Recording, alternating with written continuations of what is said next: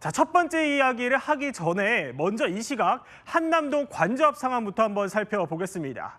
대통령 2차 체포영장 집행을 앞두고 저렇게 긴장감이 고조되고 있습니다. 강추위 속에서도 관저 주변에서는요, 탄핵 찬반 집회가 계속되고 있는데 지금 탄핵 반대 집회 측 영상을 보고 계십니다. 며칠째 이렇게 참가자들이 계속 모습을 드러내고 있는데 이 양측의 참가자들이 실랑이를 벌이는 등 관저 앞 긴장감은 여전한 상태라고 전해지고 있습니다.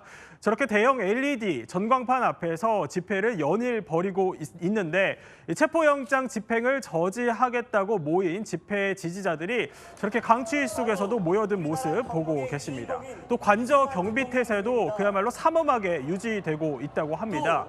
혹시 만에 하나 유혈 사태나 충돌 사태가 빚어질 경우를 대비해서 경찰 인력도 곳곳에 배치되어 있는 상황입니다. 자, 이런 가운데 윤 대통령 관저를 마지막까지 지켰던 경호처의 수장이죠. 박종준 경호처장이 그야말로 모두의 예상을 깨고 오늘 돌연 경찰에 출석했습니다. 경호처장의 전격 출석, 그 속내가 뭔지 우선 경호처장의 출석 당시 뭐라고 했는지부터 듣고 이야기 나눠보겠습니다. 어떠한 경우에도 물리적인 충돌이나 유혈 사태가 일어나서는 안 된다는 생각으로 최상목 대행에게 여러 차례 전화를 드려서 정부 기관 간의 중재를 건의드렸고 우리나라의 국격에 맞게 대통령에게 적정한 수사 절차가 진행되었으면 하는 바람입니다. 처음부터 경찰 소환에 응해서 제가 조사에 응하려고 생각을 했었고 제가 변호인을 준비할 그런 시간적인 여유가 없었습니다. 그 사이에 변호인이 준비가 되었고 오늘 제가 택해서 조사에 응하기로 한 것입니다. 나머지 간부들께서도 우사할 예정이신가요? 대통령 어디 계세요? 받아야 된다고 하셨는데. 자, 박종준 경호처장은 앞서서 윤 대통령의 체포영장 집행을 저지해서 특수공무 집행 방해 혐의로 고발이 됐었죠. 1차 소환에 불응을 하고 2차 소환에 불응을 했는데 그런데 3차 소환에도 불응하지 않겠냐 이렇게 예상을 했는데 모두의 예상을 깨고 기자들도 예상을 못했어요? 못했어요. 오늘이 이제 3차 출석 요구서 마지막 시한이었습니다. 네. 그런데 10시 출석, 그러니까 30분 전에 기자들에게 공지가 됐거든요. 예. 부랴부랴 박종준 처장 출석한다. 그래서 심지어는 어디로 출석하는지도 몰라서 영상 취재 기자들도 우왕좌왕할 정도로 아주 전격적으로 출석이 이뤄졌습니다. 자, 예, 홍익표 의원님. 그런데 출석을 한 걸 두고 도대체 속내가 뭐냐, 경호처장이 왜 갑자기 모습을 드러낸 거냐 여러 가지 해석들이 나오는데 어떻게 좀 보십니까? 앞서 1차 그 체포영장 집행은 지금 무산됐지 않습니까? 예. 근데 지금 최근에 국회에 나와서 출석해서 공수처장이라든지 또는 국수본, 네. 본부장 등등 여러 관계자들의 입장을 들어보면 이번 2차 집행에 대해서는 굉장히 강경한 입장, 그러니까 반드시 영장 집행을 하겠다는 의지를 지금 드러내고 있거든요. 예. 그런 측면에서 제가 보기에는 경호처가 그대로 지금 안에서 그냥 웅크리고 있는 게 예. 이게 다가 아닌 것 같다. 좀 더 뭔가 검찰이나 또는 수사기관들, 그러니까 이번에 그 공수처의 소환에 예. 일정 정도 하면서 경찰의 강제 진입 또는 영장의 강제 집행을 막기 위한 최소한의 명분 쌓기 아닐까 이렇게 보입니다. 명분 쌓기다 네. 이런 해석을 주셨는데 김재현 최고위원님. 사실 그런데 이런 얘기가 있어요. 어차피 이번에 3차에도 소환 통보에 불응을 하게 되면은 이 경호처장 같은 경우는 대통령과 다르게 본인이 또 경호 대상에 포함되지도 않고 그렇기 때문에 체포가 될 수밖에 없거든요. 현장에서. 어차피 현장에서 체포가 되느니 차라리 그냥 나오는 게 모양새가 좋다. 이래서 나온 걸까요? 어떻게 보십니까? 뭐 당연히 소환을 3번 정도 불응하면 아마 경찰에서 체포영장을 예. 청구를 할 거거든요. 그리고 체포영장을 집행한다고 할 때는 대통령의 경우에는 경호 대상자이기 때문에 대통령 경호처의 직접적인 경호 대상이지만 사실 네. 경호처장은 그렇지 못하거든요. 그래서 이런 경우에 경호처 경호관들이 만약에 그 경호처장을 방어할 때는 굉장히 네. 좀 문제가 생길 수 있습니다. 그렇죠. 예. 그런 문제가 있고 그다음에 지금 윤석열 대통령의 변호인들이 며칠 전부터 점점점 약간 다른 메시지를 내는 것이 아예 구속영장을 청구하면 법정에 가겠다. 네. 그리고 불구속 구공판을 하든지 서울중앙지법에 구속영장을 청구해라 이렇게 조금 공세적으로 나오고 있거든요. 예. 이런 상황에서 단순히 체포를 막는 행위만 이 경호 행위로 할 때는 또 국민들에게 약간의 그 명분 싸움에서 밀릴 예. 가능성도 있고 하니까 할 수 있는 건 다 하겠다라는 취지로 보입니다. 저는 박종준 경호처장이 저렇게 적극적으로 조사를 받게 되는 것이 예. 새로운 방향으로 이제 저 대통령 체포를 하려는 공수처 또는 경찰과의 이 어떤 명분 싸움에서도 좀 네. 다른 국면을 만들 수 있다고 봅니다. 자, 홍익표 의원님. 그런데 나와서 경호처장이 한 말을 들어보면 계속 이 점을 강조합니다. 그러니까 현재와 같은 체포영장 집행 방식은 부당하다. 그러니까 이게 부당한 거에 나는 맞섰을 뿐이다라고 계속 피력을 하고 있는데 일종의 경찰의 자진 출석을 함으로써 좀 여론전을 하려는 전략도 있다. 이런 분석들도 있어요. 예, 아까 제가 말씀드렸듯이 예. 그 강제 진압, 그러니까 강제 그 체포영장 집행의 명분을 조금이라도 떨어뜨리고 예. 다소 그 뭔가 협의의 여지를 만들기 위한 이 그 고심책이 아닐까 싶습니다. 네. 지금 현재로서는 근데 어쨌든 가장 문제가 되는 것은 대통령이 지난 3번의 그 수사 요청에 대해서 불응했지 않습니까? 예. 불응하면서 체포영장이 나왔기 때문에 가장 중요한 것은 변호인단이 대통령이 뭐 예를 들면 늦어도 다음 주 월요일 화요일 중에 네. 뭐 자진 출두하겠다라고 하는 게 이 예. 문제를 그러니까 최악의 상황을 피할 수 있는 가장 유일한 해법이 아닐까 싶습니다. 그렇군요. 근데 일각에서는 사실 저희도 뭐 어제 오늘쯤에는 체포영장 집행되지 않겠냐 이렇게 예측을 했는데 일단 그렇지 않은 모양새가 됐거든요. 또 예. 경호처장이 이렇게 자진 출석을 함으로써 결국에는 이게 대통령 체포영장 집행을 일단 막아보자, 시간을 좀 벌어보자 이런 수순으로도 해석이 될 수 있을 것 같아요. 뭐 그것도 뭐 일정 부분 작용을 예. 했겠는데요. 꼭 그건 아니더라도 아마 여러 가지 날씨나 네. 지금 어제 오늘이 굉장히 좀 혹한기 날씨도 있고 그다음에 또 내일하고 내일 모레는 주말이고 하니까 예. 지금 그 영장 그의 어떤 집행 기간이 꽤 긴 걸로 지금 알려지고 있지 않습니까? 확인은 안 되지만 알려지는 바에 의하면 그 명절 앞까지 예. 가능하다고 얘기가 나오고 있기 그렇죠. 때문에 예. 그 공수처나 경찰 입장에서는 경호처가 저렇게 긴장감을 계속 유지하면서 버티기 쉽지 않을 거예요. 예. 그런 측면에서 너무 초기에 들어가서 충돌하는 것보단 약간의 그 숨돌리기를 하면서 그 기회를 보고 있는 건 아닌가 이렇게 생각을 합니다.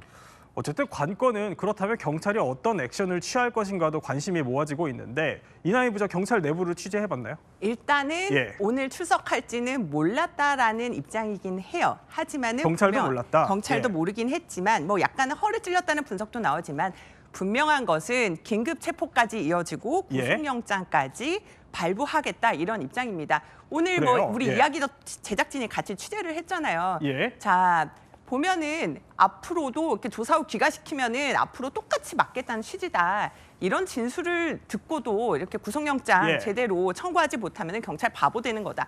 경찰도 그러니까 명운을 걸고 예. 이번에 그 긴급 체포와 구속영장 청구까지 이어가겠다. 이런 의지를 보이고 있는 겁니다. 그러니까 저렇게 자진 출석을 한 상황에서 긴급 체포를 하지 않고 풀어주게 되는 거는 이 경찰이 바보 같은 짓을 하는 거다. 그러니까 결국에 긴급 체포 후에 구속영장을 청구하는 안으로 가야 된다. 이게 경찰의 내부 근데 분위기고요. 경찰은 그런데 예. 오늘 보면 근데 박종준 처장이 나간 것도 여러 가지를 검토한 것으로 보입니다. 작전적으로 검토한 것으로 보이는데 결국은 구속영장 발부가 될 때 가장 큰 요건 중에 하나가 증거인멸과 도주 우려인데 어쨌든 그렇죠. 네 발로 나타났는데 예. 과연 구속영장이 발부될 수 있을까? 이것도 한번 다퉈보겠다라는 계산도 깔려 있는 걸로 보입니다. 그런데 김재원 최고, 일각에서 이런 얘기도 있어요. 그러니까 어차피 자진 출석을 해서 이게 긴급 체포 후 구속영장을 치는 수순으로 가게 되면 이게 만약에 구속영장이 기각이 될 경우에는 대통령 측에 힘이 또 실리고 본인에게도 어느 정도 명분이 생기고 그렇기 때문에 자진 출석했던 거 아니냐 이런 시나리오까지 염두한 거 아니냐 이런 분석 어떻게 보세요? 근데 이제 사실 피의자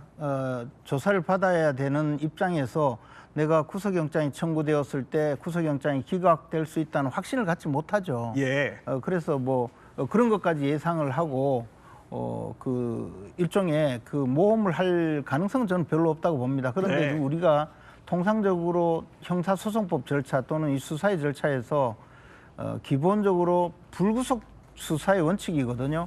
특히 저렇게 신분이 분명하고 네. 또 주거나 하는 일이 분명한 사람이 지금 뭐 증거인멸 우려도 별로 없어요. 지금까지 한 내용이. 그런데 예. 단지 지금 말씀하신 대로 만약에 풀어주면 다시 똑같은 일을 할 것 아니냐 이런 주장이겠죠. 근데 박종준 처장이 아마 수사를 받으면서도 지난번에 담화 발표한 내용과 거의 똑같은 내용으로 조사를 받았을 거라고 생각이 됩니다. 그리고 우리 형사소송법상으로 긴급 체포는요.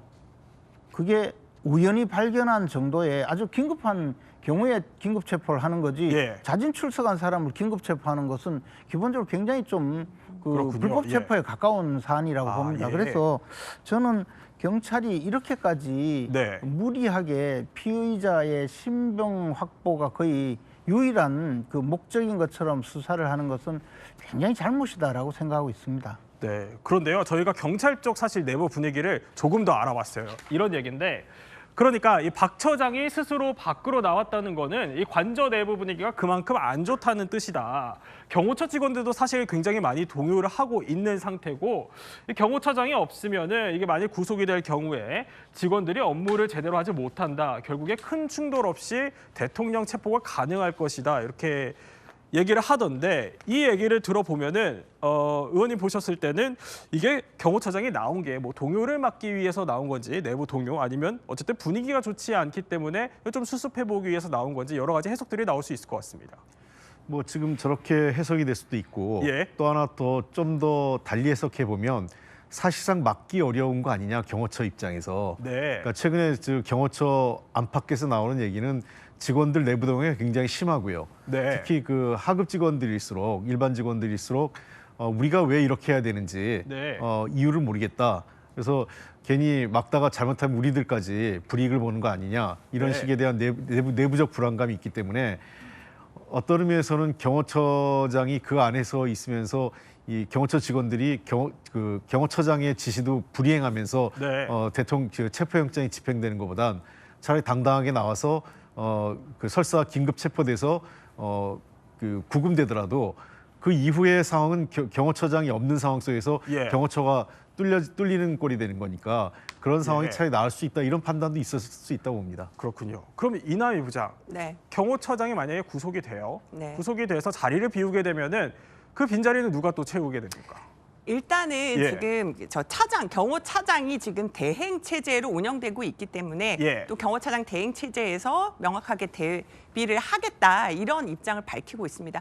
오늘 이제 그 윤석열 대통령 측이죠, 윤곽근 예. 변호사는 이 경호처를 붕괴시켜서 대통령을 불법 체포하려는 것이다. 국가 안보에 중대한 위해를 자초하고 있다, 이렇게 얘기를 하기도 했는데요. 예. 앞으로 어떤 식으로 지금 진행이 될지는 지켜봐야 될 것 같습니다. 자, 김재원 최고. 조금 전 저희가 대통령 측 입장 전해드리기도 했지만 어쨌든 경호처를 붕괴시켜서 대통령을 불법으로 체포하려는 것이다. 국가 안보에 중대한 위해를 자초했다. 이렇게 설명을 하는데 어떻게 좀 보십니까? 근데 이제 윤석열 대통령의 변호인 입장, 예. 윤석열 대통령의 입장에서는 지금 이 서부지방법원에서 발부받은 체포영장 자체가 불법영장이라고 판단을 하고 있고, 네. 그에 대해서 불법영장이기 때문에 이 불법 수사에는 응하지 않겠다는 입장이거든요. 네. 그러니까 당연히 저런 반응을 보일 수밖에 없고, 실제로 저런 수사 과정에서 굉장히 이례적인 이 비정상적인 과정을 겪은 이 공수처의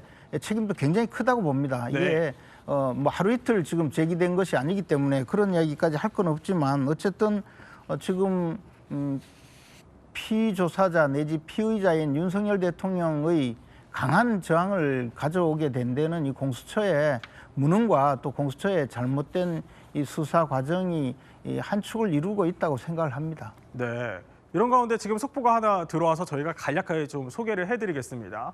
자, 속보가 보면은 오늘 검찰이 노상원 전 정보사령관을 구속 기소하면서 몇 가지 새로운 혐의를 밝혔습니다. 보면은 민간인 계엄 모의를 한 이 노상원 전 정보사령관을 기소했고, 또 이 노상원 전 정보사령관이 김용현 전 장관 관저를 20여 회 방문한 것으로 일단 검찰은 파악을 하고 있습니다. 그리고요. 또 설명을 드리자면, 일단 공관촌 검문을 피하기 위해서 노 전 정보사령관이 장관 비서관 차량을 이용해서 검문을 피하는 수법을 썼다라고 파악을 좀 하고 있고, 계엄 직전 거의 4일간 매일 김용현 전 장관의 관저를 들어간 것으로 파악되고 있습니다. 그리고 또 검찰은 이 노상원 전 정보사령관이 노태학 선관위원장이죠. 그 내가 처리를 하겠다 이렇게 말한 사실도 파악을 좀 하고 있는 상태입니다. 여기에 대해서 또 반론도 아마 있을 것 같은데요. 반론 김용현 전 장관 측에서는 검찰 공소장은 오답 노트다 이렇게 반박을 하고 있고요. 또 내란죄 수사가 윤 대통령 제거를 위한 내란이다. 또 법원과 수사기관이 결탁해서 움직이고 있다 이런 반박을 내놓고 있습니다. 어쨌든 검찰이 기소를 하면서 공소장에 저런 혐의들이 적시됐다는 건데 이 부분이 눈에 띄어요. 그러니까 민간인 신분의 노상원 씨가 장관 차를 타고 어쨌든 한남동 공관처를 수시로 드나들었다는 겁니다. 어떻게 좀 보셨어요? 홍익표 의원님.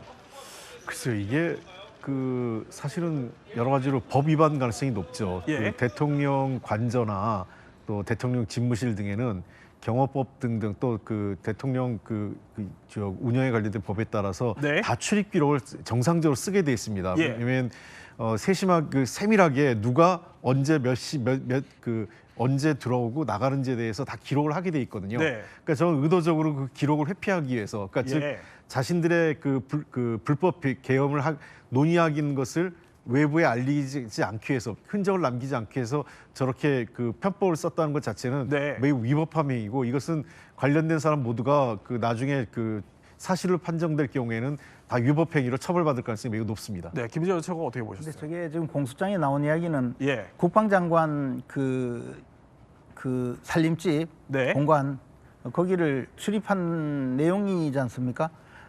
국방장관 공관도 분명히 이제 군사 시설이기 때문에 예. 출입할 때 인적 사항을 적고 그리고 그것을 기록을 하게 되어 있죠. 그것을 네. 피하기 위해서 아마 저런 이제 관용차를 타고 드나들면 아무래도 정문처소에서 네. 기록을 하지 않는 허점을 이용한 건데, 그렇다고 해서 그것이 무슨 법 위반입니까? 대통령 방금 말씀하신 건 대통령 관저의 출입도 사실 대통령 경호법 위반이 아니라면 그 자체가 위반이라고 보기는 어렵거든요. 네. 그래서 다만 부적절한 행위죠. 저런 출입이 결국은 비상계엄을 사전에 충분히 당사자인 국방장관과 민간인인 노상원 씨가 같이 논의한 것 아닌가라는 강한 의심을 받게 한 것이고, 네. 실제 그랬기 때문에 또 이런 비상계엄 선포에 저 사람도 역할이 있었던 것 같은데 예.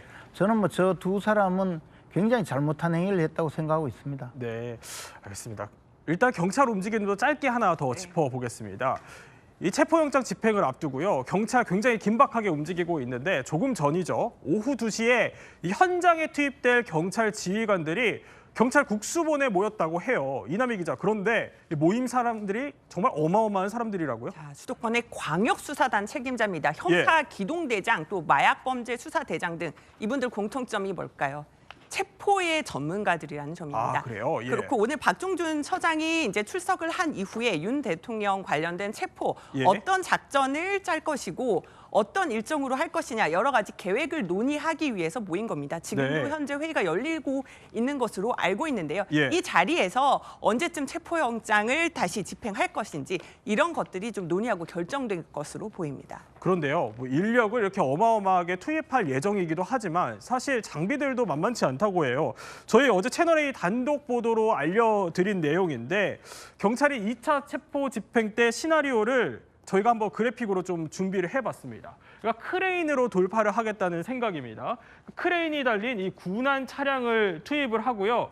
쇠사슬이 묶여있는 철문과 차벽을 이걸로 돌파를 하고 나중에 이 체포팀을 대거 투입하겠다 이런 작전입니다. 그야말로 인해 전술에 장비까지 동원을 하는 건데 홍표 의원님 어떻게 좀 보십니까?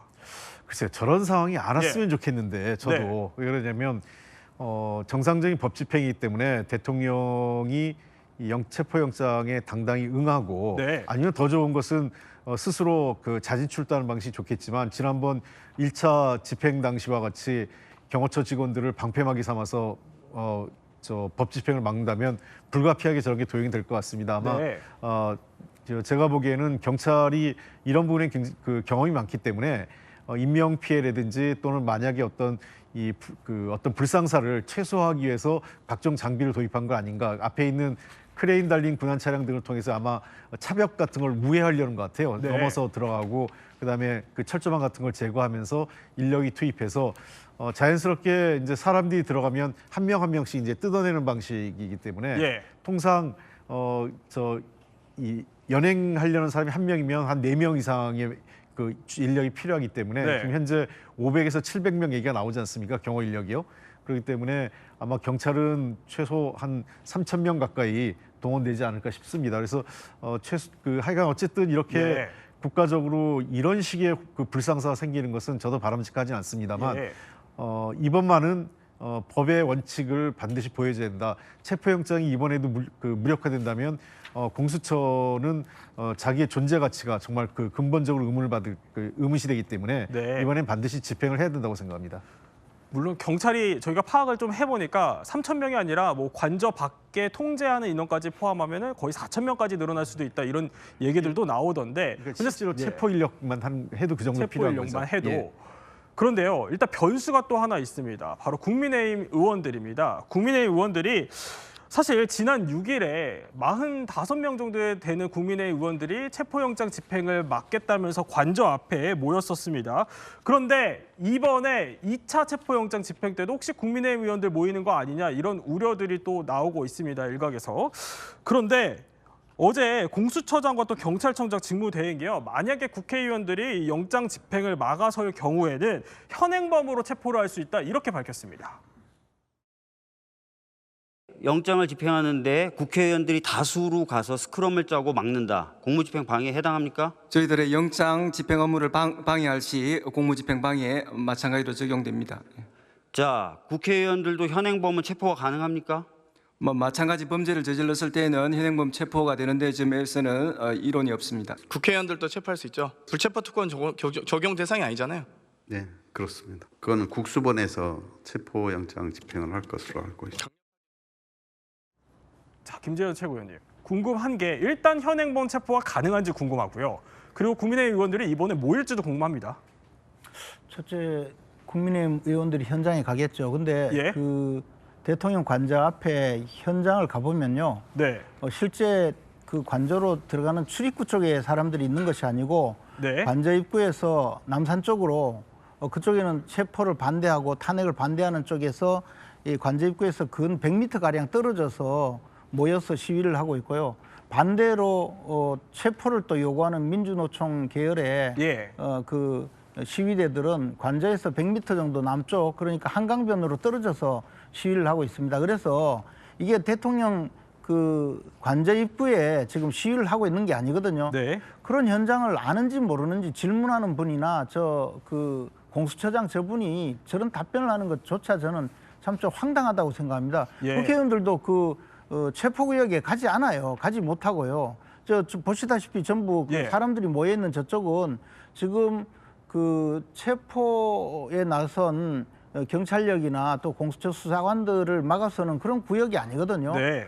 그런데 질문을 하면 답변을 천연스럽게 저렇게 하면서 마치 지금 국회의원들이 무슨 인간 방패나 하는 듯이 예. 이렇게 하는 것 자체가 저는 공포 분위기를 조성하는 그런 잘못된 저 태도라고 생각을 합니다. 예. 그리고 또 앞에서 크레인 이야기 하셨지만 네. 과연 대통령 경호구역에 크레인이 들어가서 실제로 그런 그 차량을 끌어내고 하는 행위가 가능할 것인지 여부 예. 저는 그것도 좀 약간 의문으로 생각하고요.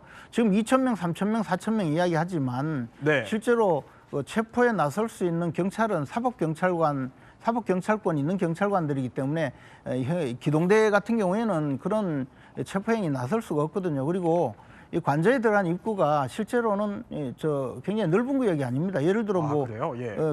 경호처의 인력이 직접해 보면 네. 총 인원이 704명으로 나와 있는데 그중에 아마 행정요원들 빼면 한 500여 명 정도가 예. 경호 인력이라고 보는데 그 사람들이 몽땅 어디 운동장에서 모여 있고 이쪽에는 한 3, 4천 명이 포위해서 끌어낸다면 그런 식의 작전이 가능하겠지만 저게 뭐 들어가면 골목길 비슷한 그런 그 좁은 구역에서 네. 저렇게